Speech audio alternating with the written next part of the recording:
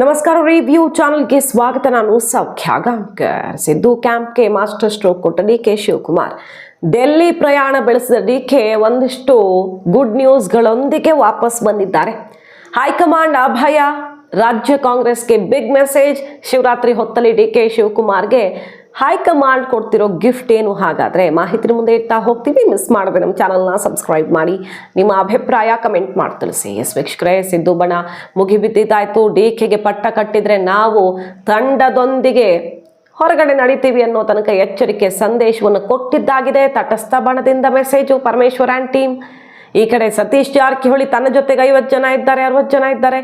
ಈ ಹಂತಕ್ಕೆ ಹೋಗಿ ನಿಂತಿದೆ ಡಿಕೆ ಶಿವಕುಮಾರ್ ಅವರಿಗೆ. ಯಾವ ಕಾರಣಕ್ಕೂ ಕುರ್ಚಿ ಸಿಗಬಾರ್ದು ಅಂತ ಹಠಕ್ಕೆ ಬಿದ್ದಿರುವ ಸಿದ್ದು ಬಣ, ನೇರ ವಾಗ್ದಾಳಿಗಿಳಿದಿರುವ ರಾಜಣ್ಣ, ಇಷ್ಟೆಲ್ಲದರ ನಡುವೆ ಸೈಲೆಂಟ್ ಆಗಿದ್ದುಕೊಂಡು ಹೆಚ್ಚು ಮಾತಾಡದೆಯೇ ರಣತಂತ್ರವನ್ನು ರೂಪಿಸ್ತಾ ಇದ್ದ ಡಿಕೆ ಶಿವಕುಮಾರ್ ಮೊನ್ನೆ ಡೆಲ್ಲಿಗೆ ಧಾವಿಸಿದ್ರು.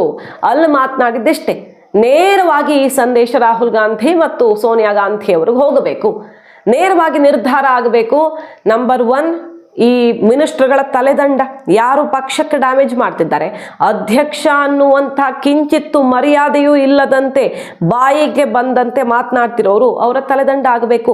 ಸಚಿವ ಸಂಪುಟಕ್ಕೆ ಸರ್ಜರಿ ಈ ಕೂಡಲೇ ಆಗಲೇಬೇಕು, ಬಜೆಟ್ ಮುಗಿತಾ ಇದ್ದ ಹಾಗೆ. ಯಾಕಂದ್ರೆ ಇದು ಯಾವುದೂ ಲಾಭಕ್ಕೆ ಬರದ ಮಾತುಗಳು. ಸ್ಥಳೀಯ ಸಂಸ್ಥೆ ಚುನಾವಣೆ ಇದೆ, ಪಕ್ಷದಲ್ಲಿ ಅಧ್ಯಕ್ಷನಾಗಿ ಯಾವ ಗೌರವ ಇಲ್ಲ ಅನ್ನೋದು ಒಂದು ಕಡೆ, ಆದರೆ ಪಕ್ಷಕ್ಕೆ ಡ್ಯಾಮೇಜ್ ಆಗ್ತಿದೆ. AICC ಅಧ್ಯಕ್ಷರು ವಾರ್ನಿಂಗ್ ಕೊಟ್ಟಿದ್ದಾರೆ. ಖರ್ಗೆ ಅವ್ರ ಮಾತಿಗೆ ಡೋಂಟ್ ಕೇರ್. ಇಷ್ಟೆಲ್ಲ ಆದ ಮೇಲೂ ಕೂಡ ಮಾತಾಡ್ತಿದ್ದಾರೆ ಅಂದರೆ ಬೇರೆ ಯಾರು ಅಲ್ಲ, ಸಿದ್ದರಾಮಯ್ಯನವರ ನೇರ ಬೆಂಬಲ ಇದೆ. ಹಾಗಾಗಿ ಬಹಿರಂಗ ಹೇಳಿಕೆ ಕೊಡ್ತಿದ್ದಾರೆ. ಆಂತರಿಕವಾಗಿ ಮಾತಾಡಬೇಕಾಗಿರೋದು ಹೊರಗಡೆ ಮೀಡಿಯಾ ಮುಂದೆ ಬರ್ತಿದೆ. ಪಕ್ಷಕ್ಕಾಗಿ ದುಡಿದ ಹಲವಾರು ಹಿರಿಯ ಶಾಸಕರಿದ್ದಾರೆ, ಅನುಭವಿಗಳೇ ಇದ್ದಾರೆ. ಹೊಸಬ್ರಿಗೆ ಬೇಡ, ಅನುಭವಿಗಳೇ ಪಕ್ಷಕ್ಕೆ ದುಡಿತಿರೋರು. ಹಾಗೆ ತಾವಾಯ್ತು ನಮ್ಮ ಕೆಲಸ ಆಯ್ತು ಅಂತಿರೋರು ಬೇಕಾದಷ್ಟು ಜನ ಇದ್ದಾರೆ. ಅಂಥವ್ರಿಗೆ ಸಚಿವ ಸ್ಥಾನ ಕೊಡಲೇಬೇಕು. ಸಚಿವರುಗಳೆಲ್ಲ 2 ವರ್ಷದ ಅವಧಿಯನ್ನ ಪೂರೈಸಿದ್ದಾರೆ. 2 ವರ್ಷದ ಬಳಿಕ ಸಂಪುಟ ಪುನರ್ರಚನೆ ಮಾಡಿದ್ರೆ ಬಹಳಷ್ಟು ಜನಕ್ಕೆ ಅವಕಾಶ ಸಿಗುತ್ತೆ ಅನ್ನೋದನ್ನ ಹೈಕಮಾಂಡ್ಗೆ ಮನವರಿಕೆ ಮಾಡಿಕೊಡುವಲ್ಲಿ ಯಶಸ್ವಿಯಾಗಿದ್ದಾರೆ ಡಿಕೆ ಅನ್ನುವಂಥ ಸುದ್ದಿ ಈಗ ಡೆಲ್ಲಿಯಿಂದ ಬರ್ತಾ ಇದ್ದು. ಹಾಗಾದ್ರೆ ಬಜೆಟ್ ಬಳಿಕ, ಈ ಬಜೆಟ್ ಸೆಷನ್ ಇನ್ನೇನು ಶುರುವಾಗೇ ಬಿಡುತ್ತೆ ನೆಕ್ಸ್ಟ್ ವೀಕ್. ಬಜೆಟ್ ಬಳಿಕ ಸಿದ್ದು ಬಣದ ಹಲವು ಮಂತ್ರಿಗಳಿಗೆ ಹೈಕಮಾಂಡ್ ಆಘಾತವನ್ನು ಕೊಡಲಿದೆ. ಸಂಪುಟದಿಂದ ಒಂದಿಷ್ಟು ಜನರನ್ನ ಹೊರಗೆ ಹಾಕಿ ಹಿರಿಯ ಅನುಭವ ಕೆಲಸ ಮಾಡಿ ಪಕ್ಷಕ್ಕೆ ಒಳ್ಳೆ ಹೆಸರು ತಂದು ಕೊಡುವ, ಡ್ಯಾಮೇಜ್ ಮಾಡದಂಥ ಶಾಸಕರಿಗೆ ಅವಕಾಶ ಮಾಡಿಕೊಡೋದಕ್ಕೆ ಹೈಕಮಾಂಡ್ ಕೂಡ ಮುಂದಾಗಲಿದೆಯಂತೆ. ಡಿಕೆ ಶಿವಕುಮಾರ್ ಅವರು ಕೊಟ್ಟಂಥ ರಿಪೋರ್ಟ್ಗೆ ಇದು ಅಸಲಿ ಪರಿಸ್ಥಿತಿ, ಇವತ್ತು ಬದಲಾವಣೆ ಬೇಕೇ ಬೇಕು ಅನ್ನೋದನ್ನ ಹೈಕಮಾಂಡ್ ಕೂಡ ಹೇಳ್ತಾ ಇದೆಯಂತೆ. ಈ ರೀತಿ ಮಾತನಾಡೋರಿಗೆ ನಾವು ಮಣೆ ಹಾಕಲ್ಲ ಅಂತ. ಒಂದು ಕಡೆ ಡಿಕೆ ಶಿವಕುಮಾರ್ ಅವರು ಹೇಳಿರೋದು, KPCC ಅಧ್ಯಕ್ಷ ಸ್ಥಾನ ಬಿಟ್ಟುಕೊಡೋದಕ್ಕೆ ನಾನು ರೆಡಿ ಇದ್ದೀನಿ, ಆದರೆ ಪವರ್ ಶೇರಿಂಗ್ ವಿಚಾರದಲ್ಲಿ ಕ್ಲಾರಿಟಿ ಸಿಕ್ಕಿಬಿಡ್ಲಿ. ನಾನೊಂದು ಹೇಳಿಕೆ ಕೊಡೋದು, ಅದಕ್ಕೆ ಅವ್ರು ಕೌಂಟರ್ ಕೊಡೋದು, ಇದು ಬೇಡ. ನನಗೆ ಹೈಕಮಾಂಡ್ ಏನು ಮಾತು ಕೊಟ್ಟಿದೆ ಅನ್ನೋದನ್ನ ಕ್ಲಿಯರ್ ಆಗಿ ಹೇಳಿಬಿಟ್ರೆ ನಾನು ಅಧ್ಯಕ್ಷ ಕುರ್ಚಿ ಬಿಡ್ತೀನಿ ಅನ್ನೋದನ್ನ ಹೇಳಿ ಬಂದಿದ್ದಾರೆ ಡಿಕೆ ಶಿವಕುಮಾರ್ ಈ ಡೆಲ್ಲಿ ವಿಸಿಟ್ ಅಲ್ಲಿ ಅನ್ನೋದು ಕುತೂಹಲ. ಸೊ ರಾಹುಲ್ ಗಾಂಧಿ ಅವರ ಕಡೆಯಿಂದನೇ ಕ್ಲಾರಿಟಿ ಸಿಕ್ಕಿಬಿಟ್ರೆ ನಾನು ಕೂಡ ನಿರ್ಧಾರ ತಗೊಳ್ತೀನಿ ಅನ್ನೋ ಮಟ್ಟಿಗೆ ಈ ಸಲ ಡಿಕೆ ಶಿವಕುಮಾರ್ ಅವರು ನೇರವಾಗಿ ಮಾತಾಡಿದ್ದು. 2ರೊಳಗೊಂದು ಕ್ಲಾರಿಟಿ ಬೇಕು, ಆಗ ತನ್ನ ನಿರ್ಧಾರವನ್ನು ತಾನು ಮಾಡಬಹುದು ಅನ್ನೋ ತನಕ ಡಿಕೆ ಶಿವಕುಮಾರ್ ಅವರು ನೇರ ಸಂದೇಶವನ್ನು ಕೊಟ್ಟಿರೋದು.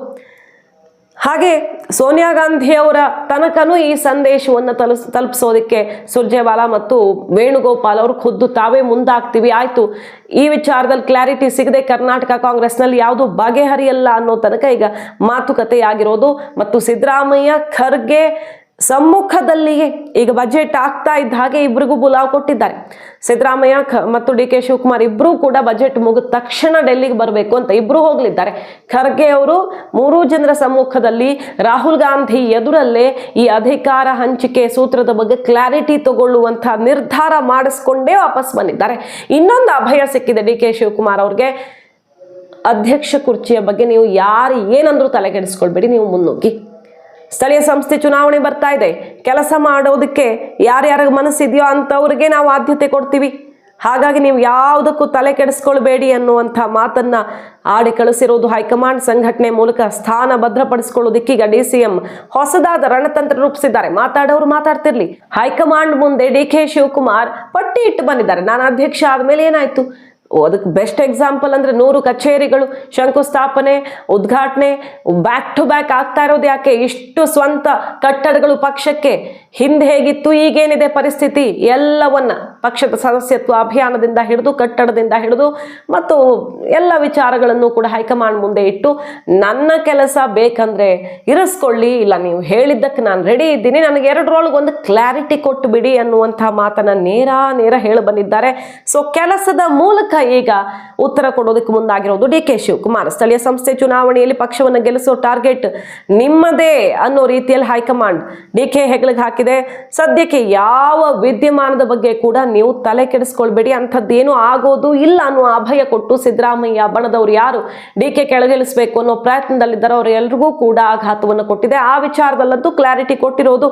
ಸೊ ಬಜೆಟ್ ಮುಗಿತಾ ಇದ್ದ ಹಾಗೆ ಇಬ್ರು ಕೂಡ ಡಿ ಕೆ ಸಿದ್ದು ಇಬ್ರು ಕೂಡ ಡೆಲ್ಲಿಗೆ ಹೊರಟು ಬನ್ನಿ, ಆವತ್ತೆಲ್ಲವೂ ಕೂಡ ಬಗೆಹರಿಯಲಿದೆ, ನಿಮಗೂ ಕ್ಲಾರಿಟಿ ಸಿಗತ್ತೆ ಅನ್ನೋ ಸಂದೇಶವನ್ನ ರಾಹುಲ್ ಸೋನಿಯಾ ಗಾಂಧಿ ಅವರೇ ವೇಣುಗೋಪಾಲ್ ಮೂಲಕ ಕೊಡಿಸಿದ್ದಾರಂತೆ.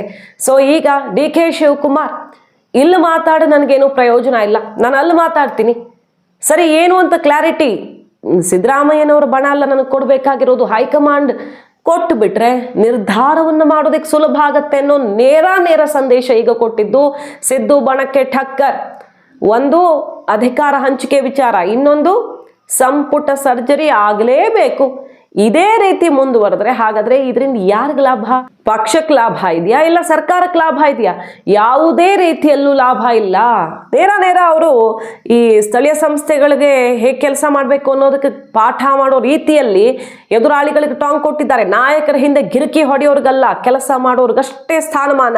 ತಾಲೂಕುಗಳಲ್ಲಿ ಹಾಗಲ್ಲಿರುಳು ಶ್ರಮಿಸೋರ್ಗೆ ಜವಾಬ್ದಾರಿಯನ್ನು ಕೊಡ್ತೀವಿ. ಯಾರಿಗೆ ಜವಾಬ್ದಾರಿ ಕೊಟ್ಟರೆ ಫಲಿತಾಂಶ ಬರುತ್ತೋ ಅಂಥವ್ರಿಗೆ ಮಾತ್ರ ಅವಕಾಶ ಸಿಗತ್ತೆ. ಕೆಲಸ ಮಾಡೋದಕ್ಕೆ ಆಸಕ್ತಿ ಯಾರಿಗೆ ಇಲ್ಲವೋ ಅವರನ್ನ ಬದಲಿಸಿ ಬೇರೆಯವರನ್ನ ನೇಮಕ ಮಾಡಲಾಗತ್ತೆ ಅನ್ನುವಂತಹ ಒಂದು ಸೂಕ್ಷ್ಮವಾದ ಸಂದೇಶವನ್ನ ಖಡಕ್ ಆಗಿ ಕೊಟ್ಟಿದ್ದಾರೆ.